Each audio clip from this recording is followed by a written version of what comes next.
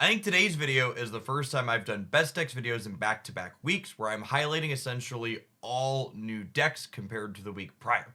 It's also worth pointing out that I'm not skipping all of the decks that we had last week because they're suddenly performing poorly. Quite to the contrary, everything that was a best deck listed last week having a strong performance is still performing reasonably per Untapped metrics and in my anecdotal experience. It's just that the current format is in this state of unsolved for longer than we've ever had it before. In addition to everything that was performing reasonably last week, I've got a slew of high potential decks this week and even some top performers with larger sample sizes that weren't featured last week that are now also having reasonable performances. It's worth noting that nothing in this video or last week's video is a standout head and shoulders above anything else. And the format really seems to be wide open in our metagame after the Zabu and Alioth nerfs that we had in the last patch.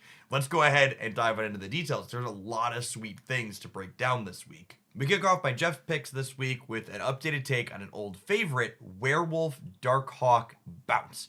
I think this deck list is pretty reasonably positioned right now for a couple of reasons. The first is that the Korg Rockslide Black Widow package that disrupts your opponent's ability to draw their deck consistently is really powerful into the combo decks in the metagame right now. Things like Hela, Living Tribunal, Phoenix Force all live or die by their ability to draw their combo cards in the right order by key turns, and cutting them off of one or more draws often cripples their ability to do that. The second thing is that even though Darkhawk has been nerfed to 5 energy and Werewolf has been nerfed to 4, the recent nerfing of Zabu kind of opened up the top end of the curve in decks like this to what cards that just make numbers can truly be competitive, since things like Sentry and Cull Obsidian now regularly cost 4 energy instead of being discounted to 3.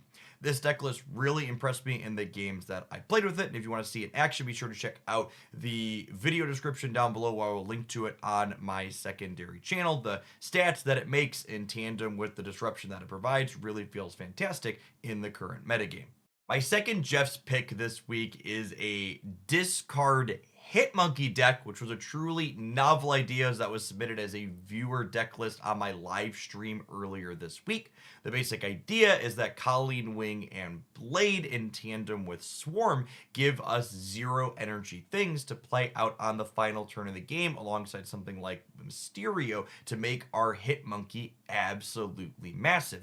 This deck list has a variety of ways to put reasonable numbers into play past just Hitmonkey, with Bishop scaling up based on things that we play out, Angela getting bigger when we play things into her path, and Collector growing up 2 points of power every time we generate a new pair of swarms. We also top things off with Strong Guy. Since this deck has such a low curve, we're generally filling the board and playing our hand out, making him 9 power for just 3 resources. This deck rounds out its slots with a dash of interaction. Moon Knight can not only disrupt what's in our opponent's hand, but can also make us extra swarms on occasion, as well as making Strong Guy get to that 9 points of power. And Marvel Snap's latest card release in Red Guardian is a card that provides a reasonable amount of stats while also providing key interaction against decks that play cards like Iron Man that would otherwise be going over the top of the numbers that this deck can generate.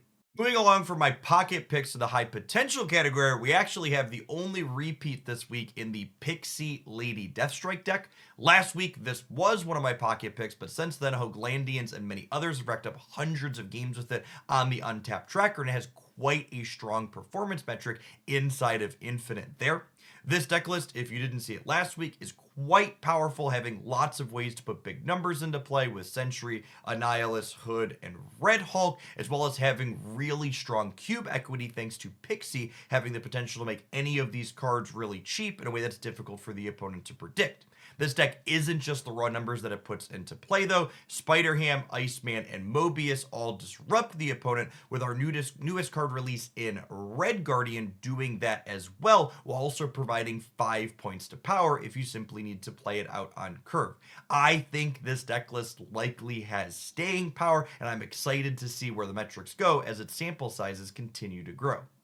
Our next high potential deck list is a toxic spectrum deck with a capital Professor X. This deck list looks to leverage the discount from Ravonna Renslayer to lock one lane proactively with Professor X, and then you can utilize Mystique to lock up a second lane on turn 5, or simply deploy an Iron Man to make that secondary lane absolutely massive in terms of stats in a way that your opponent can't keep up with.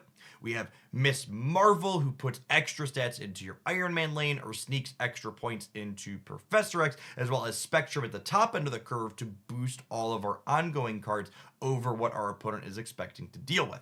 I think the really innovative piece of technology in this Toxic Spectrum list is that not only is it playing Jeff, who can sneak into Professor X's lane after the fact, but it's also playing Nightcrawler, who gives us a flexible card to help Miss Marvel get enabled later in the game, and is someone that we can move around on the board to help us cheese that lane with Professor X on the 4th turn in a way that our opponent often won't be able to predict. Our next high potential deck list is another Spectrum list, but it could not be more different than the Prison deck we just looked at. It is Spectrum Swarm. We have not only a mess of ongoing cards for Spectrum to be powering up, but Squirrel Girl and Shauna both put multiple bodies into play that serve the purpose of making Mockingbird cheap and collecting bonuses from things like Blue Marvel and Kazar to spread your stats out in a way that's going to be difficult for your opponent to keep up with. I think one of the big strengths that this deck list has is on that 6th and final turn of the game, your opponent has to be calculating, well, can they drop Spectrum and power ongoings by 2? Are they dropping Onslaught to power up their existing ongoings? Are they going to slam Shauna and Squirrel Girl to flood the board? Are they going to Valkyrie to be interactive? Is there a cheap Mockingbird to calculate there? The output range of this deck is crazy in the number of permutations it can be doing, and I think it's going to be difficult for a lot of people to react to in an appropriate manner, which is what accounts for its current strong cube equity.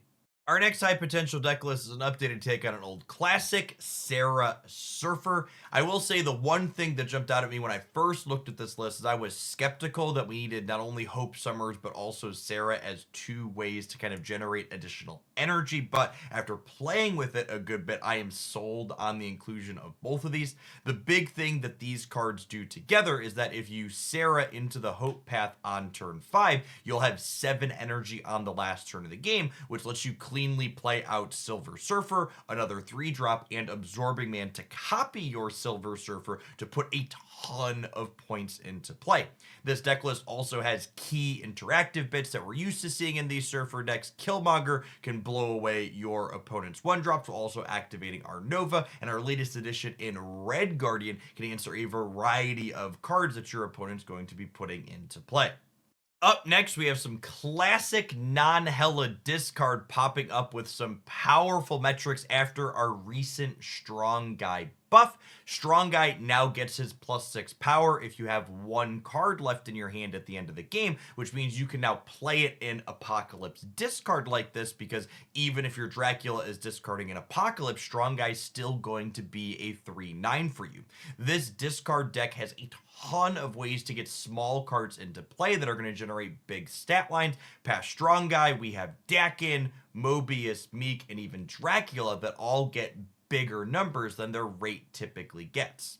Our last deck in the high potential category this week is one of my personal favorites, and that is Bast Bounce. This deck list is loaded up with cheap scaling threats like Angela, Bishop, Hitmonkey, and Elsa that all have 3 power or less, so they benefit or are at worst neutral when our deck's namesake Bast powers them up. Bast's headlining interaction in this deck is obviously also Mysterio, though. If you Bast your Mysterio, you get a 3-power card in every lane, which helps Elsa. It triggers Hitmonkey. It makes Bishop larger. It grows Angela. It really just does it all. One big call out in this particular deck list I think is relevant with our recent metagame shifts is that Goose is in a better position than it has been in a long time thanks to the Zabu nerf. People are no longer able to consistently sneak their 4 energy cards into your Goose path, making its lane restriction a lot more potent than it has been in some time.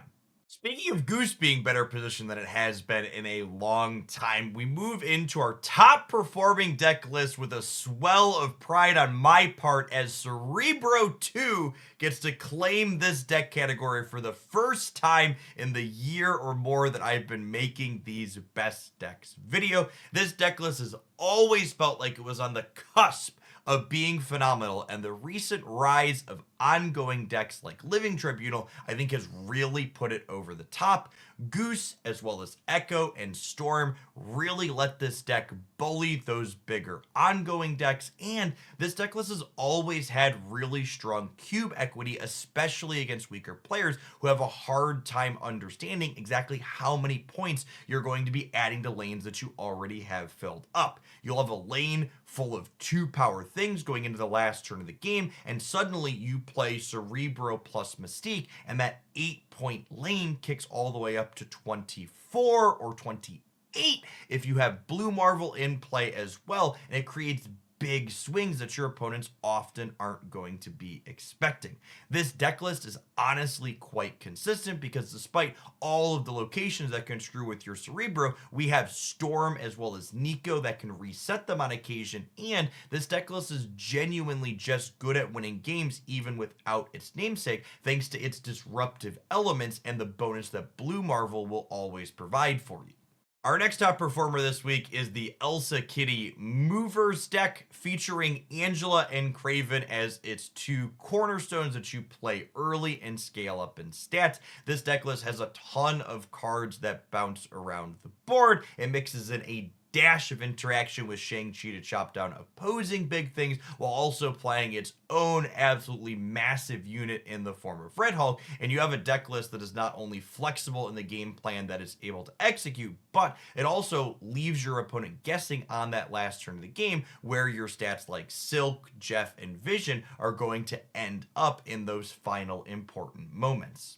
Our final top performing deck and our last deck in the video this week is classic Shuri Phoenix Force combo. This deck list looks to spread stats around the board in one or two ways. You either Shuri into Nimrod into blow it all around, or you Human Torch, or multiple man into eat it, into Phoenix Force it back, into slide it around the board for fun and profit. This deck list is having pretty reasonable metrics, and it's worth noting that these builds are fitting in a tech card. This particular sample list has Shang-Chi, but others are still playing the new copy of Alliance, depending on what exactly they're looking to do. Shang-Chi lets you be a little bit more reactive, while Alliance can let you proactively blow away your opponent's tech cards like Shadow King, Shang-Chi, or Killmonger that would otherwise be ruining your combo day. You're looking for a breakdown of the most popular decks. Loki, Kitty, Corvus, Hela, and the Clutter deck playing Cannonball and Professor X are still the three most popular decks per Untap metrics, just like last week. If you want a full breakdown of those, I'm going to link my previous best decks video in the description down below rather than rehash them here. It's worth noting that those deck lists all only have a 5 to 7-ish% play rate, though, depending on how exactly you slice the data on Untap, so none of them are really overbearing or dominating the format. Overall, I've truly been enjoying most of my time playing Marvel Snap. I think the changes to Alliance and Zabu really gave the format a breath of fresh air that it hasn't had in a long time. It feels like Second Dinner proactively got out in front of things rather than chasing their tail for the first time in a while, and it feels good to be in a format that wasn't just instantly solved.